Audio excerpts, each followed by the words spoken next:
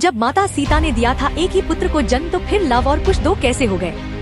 एक बार की बात है, माता सीता कुछ लेने जंगल जा रही थी तो उन्होंने महर्षि वाल्मीकि से लव का ध्यान रखने को कहा। उस समय महर्षि वाल्मीकि किसी काम में व्यस्त थे तो उन्होंने सिर हिलाकर लव को वहाँ रखने की बात कही। सीता जी जब जाने लगी तो उन्होंने देखा कि महर्षि अपने कार्य में व्यस्त है, तो उन्होंने लव को साथ लेकर जाना ही उचित समझा। जब माता सीता लव को अपने साथ ले जा रही थी तब महर्षि ने नहीं देखा। कुछ समय बाद महर्षि वाल्मीकि का ध्यान गया तो लव को वहाँ नहीं देखकर वह परेशान हो गए कि लव को कहीं किसी जानवर ने तो नहीं उठा लिया। अब सीता वन से वापस लौटेगी तो उन्हें क्या जवाब दूंगा, वह रोने लगेगी।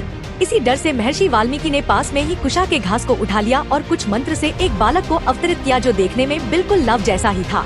कुछ देर बाद जब माता सीता वन से वापस लौटी तो महर्षि ने देखा कि माता सीता के हाथ में लव भी थे। यह देखकर महर्षि चकित रह गए, लेकिन माता सीता दूसरे लव को देखकर बहुत खुश हो गई, क्योंकि इस बालक का जन्म कुशा के द्वारा हुआ था तो उस बालक का नाम कुश रखा गया। कमेंट्स में लिखे जय